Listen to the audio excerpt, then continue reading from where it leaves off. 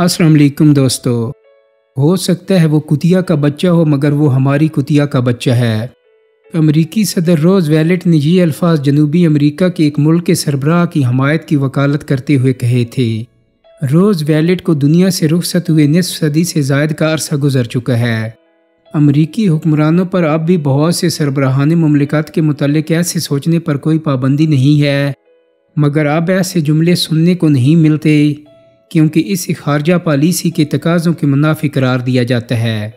ایوب خان نے امریکہ کے ساتھ دوستی میں خاصی پیش رفت کی تھی اور انہوں نے اپنی ایک کتاب فرینڈز ناٹ ماسٹرز کے نام سے بھی لکھی، لیکن بعض لوگوں کا خیال ہے کہ ایوب خان امریکیوں کو دوست اور امریکی اپنے آپ کو آقا سمجھتے رہے۔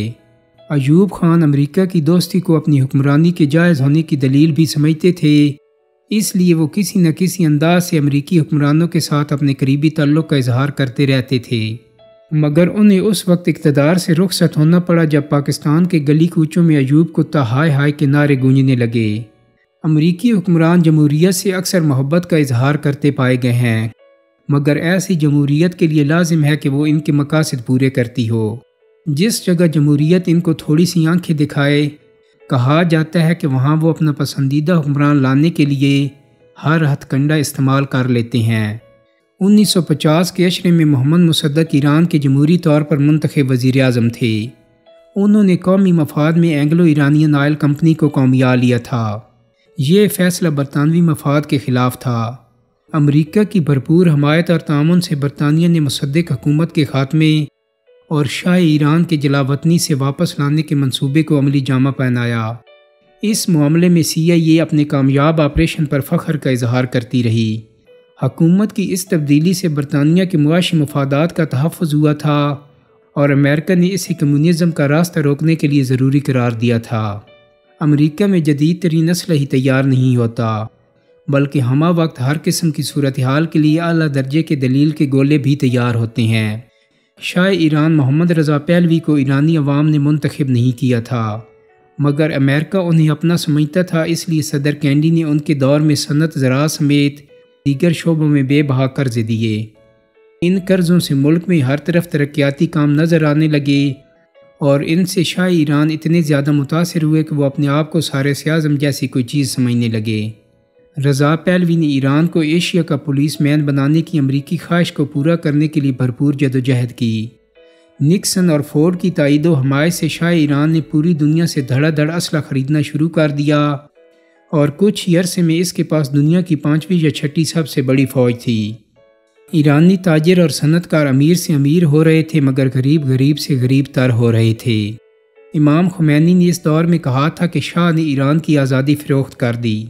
اس کی مثال دیتے ہوئے انہوں نے کہا کہ اگر کسی امریکی کا نوکر یا امریکی کا باورچی کسی مذہبی عالم کو سرے بازار قتل کر دے تو ایرانی پولیس کے پاس اسے گرفتار کرنے اور ایرانی عدالتوں کے پاس اسے سزا دینے کا سرے سے اختیار ہی نہیں ہے۔ انہوں نے ایرانی عوام کو امریکی کتوں سے بھی کم تر درجے پر پہنچا دیا ہے، کیونکہ اگر کسی شخص کی گاڑی کے نیچے امریکی کتا آ جائے تو اسے سزا دی جاتی ہے۔ خمینی اس دور کی ایران کی درست نشاندہی کر رہے تھے۔ امریکی شاہ ایران کو ایشیا کا پولیس مین تو کہتے تھے تاہم کتا کہنے سے پرہیز کرتے تھے۔ 1977 میں جب امریکی صدر جمی کارٹر نے ایران کا دورہ کیا تو انہوں نے انتشار کے خطے میں ایران کو استحکام کا ایک جزیرہ قرار دیا۔ اس وقت شاہ ایران بھی اس امریکی سرٹیفکیٹ سے بہت خوش تھے مگر ایرانی عوام مختلف انداز میں سوچ رہے تھے۔ امریکی صدر اور شاہ ایران کو کسی طرف کوئی بڑا خطرہ نظر نہیں آ رہا تھا، مگر صدر کارٹر کے دورے کے چند روز بعد ہی تہران کی دیواروں پر وال چاکنگ دکھائی دے رہی تھی، جس میں جمی کارٹر کو یزید اور شاہ ایران کو شمر قرار دیا گیا تھا۔ چند ہفتے بعد انقلاب کا آغاز ہو چکا تھا۔ امریکیوں نے شاہ ایران کو بچانے کی بھرپور کوشش کی مگر وہ عوام کے سیلاب کے سامنے بند باندھنے میں ناکام رہے۔ اکتوبر 1979 میں علاج کرانے کے لیے وہ امریکہ گئے مگر امریکیوں نے انہیں مستقل پناہ دینے سے انکار کر دیا۔ انہوں نے ان کے ساتھ وہی سلوک کیا جو عام طور پر بیمار کتوں کے ساتھ کیا جاتا ہے۔ انقلاب کے بعد ایران میں کسی نے بھی امریکہ کا کسی قسم کا پالتو بننے سے انکار کر دیا، مگر صدام حسین نے امریکی غلامی اختیار کر لی۔ وہ اپنے آپ کو ایشیا کا نیا پولیس مین دیکھ رہے تھے۔ اس سلسلے میں تاریخی شواہد موجود ہیں کہ صدر صدام حسین نے ایران سے جنگ کا فیصلہ امریکی ایما پر کیا تھا۔ امریکہ نے عراق کی بھرپور مدد کی، اسے بے پناہ اسلحہ دیا۔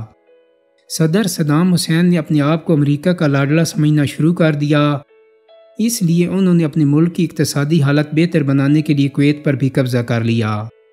امریکہ نے صدر صدام حسین کو کویت سے نکالنے کے لیے بغداد کی اینٹ سے اینٹ بجا دی، اور پھر دوسری خلیجی جنگ کے بعد تو صدر صدام حسین کو ایک تہہ خانے میں پناہ لینی پڑی، اور بالآخر امریکیوں نے اس تہہ خانے سے گرفتار کرنے میں کامیاب ہو گئے۔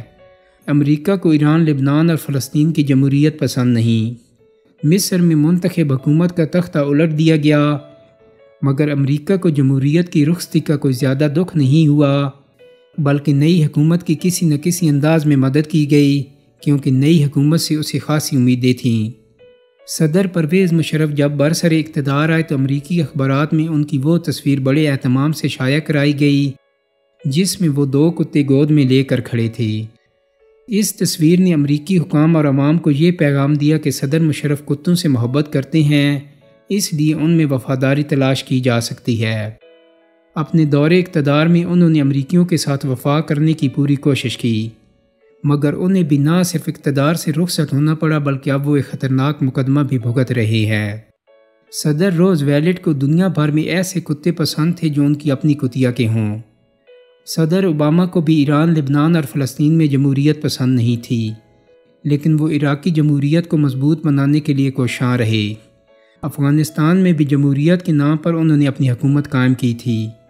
آج امریکی حکمران زیادہ ڈپلومیٹک ہو گئے ہیں، وہ ایسے الفاظ کہنے سے گریز کرتے ہیں جو خارجہ پالیسی پر منفی اثرات مرتب کریں، مگر آج بھی وہ دنیا بھر میں اپنے حمایتی تلاش کرتے ہیں، مگر اکثر ان کے پالتو ساتھیوں کا کوئی اچھا انجام نہیں ہوتا۔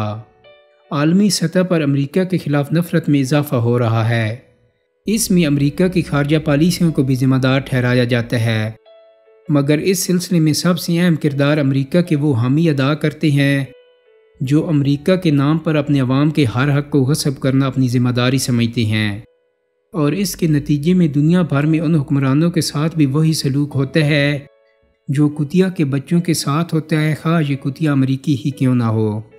دوستو، امید کرتا ہوں کہ میری آج کی ویڈیو آپ کو پسند آئی ہوگی۔ اگر ویڈیو اچھی لگی ہے تو اس کو لائک اور شیئر کر دیں۔ میرے چینل کو سبسکرائب کرنے کے ساتھ ساتھ بیل آئیکن کو بھی کلک کر دیں تاکہ آپ کو میری آنے والی مزید ویڈیوز کے نوٹیفیکیشن ملتے رہیں۔ بہت جلدی ایک نئی ویڈیو کے ساتھ ملاقات ہوگی۔ اپنا بہت سارا خیال رکھیے گا۔ اللہ حافظ۔